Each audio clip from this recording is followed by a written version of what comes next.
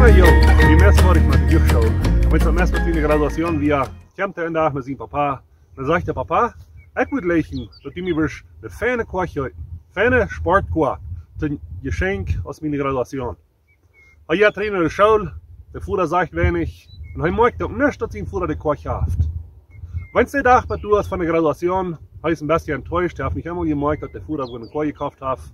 En de graduatie even is, dan komt zijn voeder nog aan, dan geeft hij aan een geschenk. Hij merkt die doos op en doet een Bibel bij. Een schmakke Bibel. Fernsehen noemde er geschreven. Een zeer fijne Bibel. Maar de jongen is zeer enttäuscht. Hij kijkt zijn voeder aan en dan zegt hij, met al dat geld wat hij heeft, dat einzige wat hij mij geeft, dat is een Bibel, dat kan ik niet geloven. Hij neemt de Bibel, schmet die weg, draait aan en rent voort. Hij komt niet meer terug. Hij verlaat zijn voeder, merkt zijn in het leven, gaat aan de wereld nemen, merkt zijn in de familie, heeft zijn in de business. En nog vele jaren, als hij niemand meer terugkomt door den voeder. Een dag richt hij nodig, dat zijn voeder zeer krank. En hij entscheidt zich de hand te voeren en te besiegen. Wobei hij bij toe is, dan krijgt hij nodig, zijn voeder is gestorben. En zeer treurig komt hij bij dat huis. Hij treft alles ab te ringen, treft alles durch te zijn wat zijn voeder had, weer het afgehouden. Hij zet de papieren door en op eenmaal zet hij de Bibel door, wat zijn voeder hem dan gegeven had en wat hij vele jaren terug weggesmeten had. De Bibel wie nog zeer smakelijk wordt, de wie ze noemen fan ben.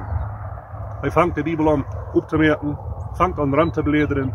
En er komt er een vers in Matthäus kapitel 7 vers 11. En de vers zegt is dit, wanneer je dan, dat je slecht bent, doch weten, jene kan je goede gaven te geven, hoeveel meer wordt je voeder in de hemel je goede gaven geven, die doen nog vrouwen. Wanneer ze staat er aan bladeren dat, in de Bibel door af, en opeens vallen door sleutels eruit. Die vallen door de vloer, en er valt een kleine kwart eruit. Hij heeft dat op en hij zet dat op de kleine kwart. Als de noemen boven van door, van dat schaaf, waar hij dan eens de kwart zag, door zijn de sleutels van de kwart en dat schrift door ganz betoeld. Zijn voeder had de kwart gekauft, had hem die gegeven, had de sleutels in de Bibel nemen en geeft hem die. Maar hij schmidt dat weg, wenn hij dacht, dat wie anders, als hij dacht, dat zou zijn. Wel veel meer passiert dat in ons leven. We beten, we vragen Gott nog wat, aber de antwoord is anders als we willen. De antwoord is anders als we denken, dat zal zijn. De antwoord is verschieden als we het kunnen voorstellen dat het zal zijn. Wel veel meer zijn we zegeningen am Leben in den Stich gegangen, wenn de antwoord komt van Gott anders als we dachten dat het zal zijn. Liebe Freunde, wir leren op Gott te vertrouwen. Gott hat versprochen, in Matthäus kapitel 7 vers 11, dat hij wil ons goede dingen geven. Hij wil ons zegenen.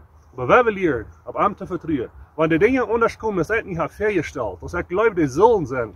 Dat we danach geloven, dat Gott het beste voor ons wil. En hij is ons voeder. En hij zegt, van wie weet man zich dingen goede te doen, zoveel meer wat hij goede dingen doen, zodat hij de anderen nog vraagt. Gott is zegen.